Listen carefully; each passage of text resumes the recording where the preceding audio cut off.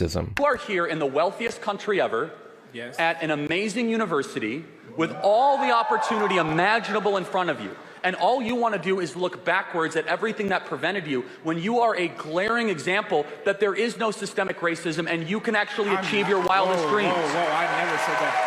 Hey, I'm not the only black person who exists out there. There's so many people who this culture is affecting to this day. Do you know black Americans are the richest black people on earth? What statistic Africa. is that? Okay, I need you to pull that up like right Fine. now. You can. Black Americans per capita on average. Can you pull that up? I'm hosting an event right now. I don't know what to tell you.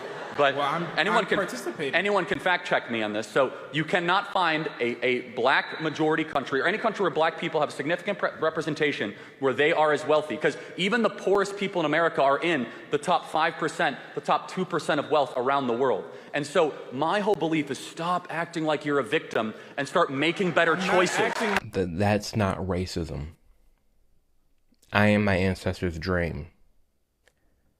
I'm in the deep South, Tennessee, I don't know, 40, 60 feet, probably above tons of my ancestors that were slaves hundreds of years ago, living their dream right now.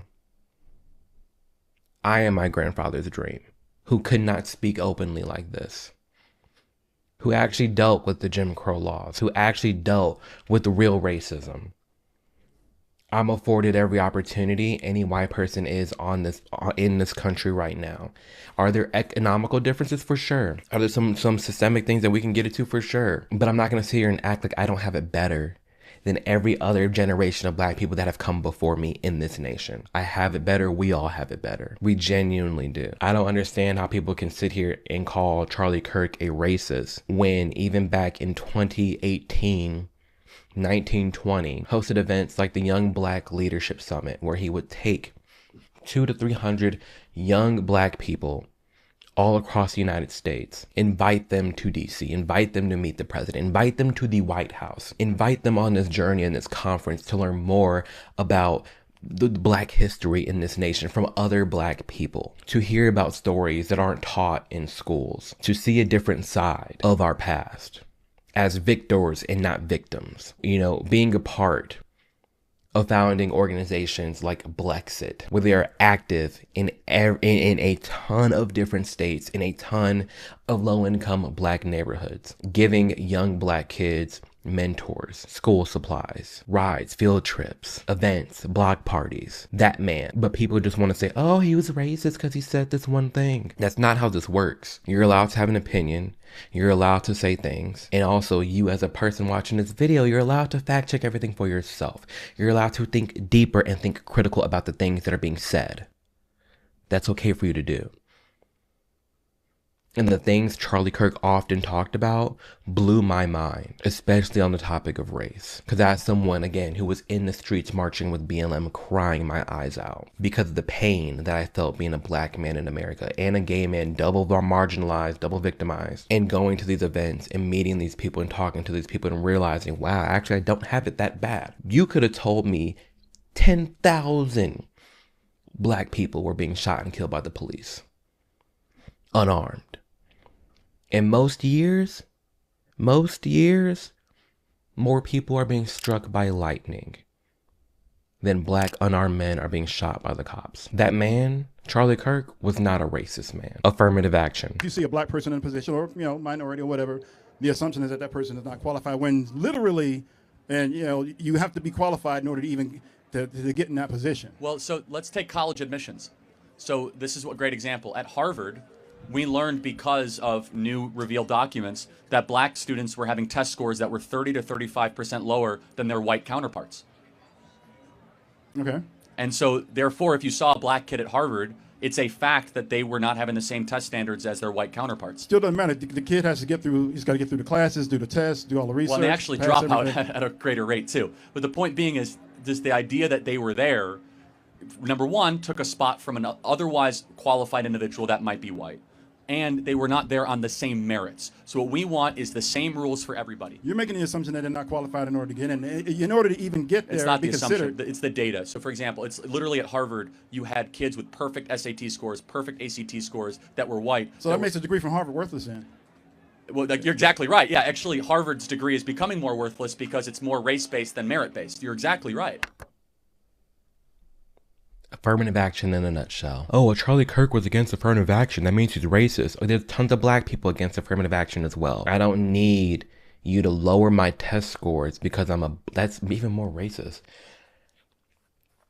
I don't need you to lower my test scores to give me a chance to get into college. Don't you want to feel like you earned your spot? Don't you want to feel like you worked hard for something? Why would you want to get a handout? Why would you want to just be given, hey, you black, we're going to enter you into Harvard because you got a D. Even though these white people are getting A's, I know you're not capable of getting an A, and we need more blacks at our college. So we're just going to go ahead and accept you in even though you have D's. Do you not find that disrespectful? If you're a black person watching this and you're studying super hard and you get into Harvard, don't you want to feel like you got into Harvard because of all the work you've been putting in and not just the color of your skin? That's why a lot of people are against affirmative action. They don't want these handouts. They don't like that this is the thing. You're making the assumption, no, it's actually real stuff that has been going on. Real stuff, you guys. That is okay to call out. It is. So before people go shout from the rooftops, oh my gosh, this is horrible, this is racist. It's not. It's actually racist in reverse. I think some of these affirmative action things being put in place is actually racist. Critical race theory. Let me tell. Okay, y'all can laugh, but until you have walked as a black person on this campus, y'all truly don't understand. CJ, come here.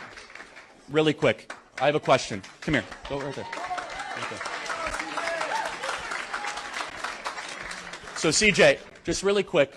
You're a black person. Are you hunted at the university? You know, I don't feel hunted at this university, but I guess the difference between me and some people here is that I don't choose to be a victim, Charlie, which I think is the biggest problem we have here today are people who wake up every single day looking for a reason to be oppressed, looking for a reason to cry and make an excuse about why they're not in a position to go win. I don't see the color of my skin as a disability. I see it as simply an accessory that I couldn't control. I've been black all my life. I've been black today, and I'm thriving here. I think that's a roll tide right there, right? I don't know. And so CJ, let me ask you, CRT, racist? It's not just racist. It's the exact iteration of white supremacy, just in reverse. I think it's important that we start teaching young people not to hate other people because of the color of their skin. We can teach black people to be proud of who they are without telling white people they should be ashamed of who they are. You know? Amen. Yeah. So, closing thought, CJ. Is this trying to divide the country? It's not only trying to divide the country, it's trying to break apart the foundation upon which it was built. You know, people forget the words of MLK, Rosa Parks, all those people who fought so hard for us to be a united country, where we didn't see the color of one's skin, but their character. This is about taking us away from the vision and the dream of Martin Luther King and just taking us to the dream of Kamala Harris, and I don't want to live that dream. Amen. CJ, you're a great American. Give it up for CJ, everybody. So good. That is my friend CJ Pearson. Shout out to CJ. Incredible video. That sums up really well how Charlie Kirk and a lot of other people felt about critical race theory. And it's fun. It's interesting, you know, that black girl that started off the video. You know, if you were black on this campus, you would see how we really feel. We have to stop speaking on behalf of everybody. We do. Because that quick, there's another black person, another student at that university in that audience that said, I'm having a different experience than you. I love it here. I'm thriving here. Mindset matters a lot, you guys. And on the topic of critical race theory, we're allowed to teach black history. We're allowed to, it's American history. We're allowed to teach those things. I never understood this concept of critical race. You're focusing on race and Black History Month. No, we don't need it.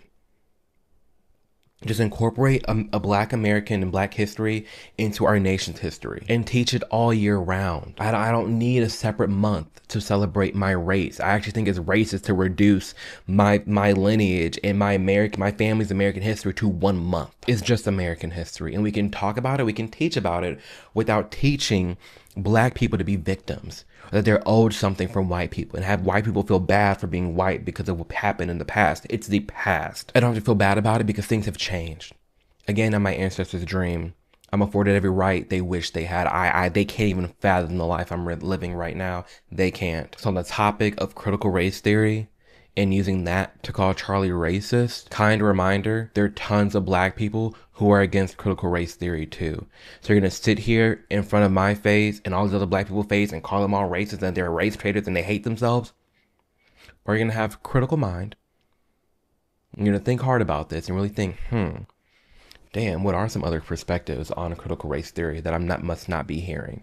What do other black people have to say about critical race theory? What was Charlie Kirk really saying about critical race theory? What was so hateful that people think, but then also so many other black people loved? Look into it.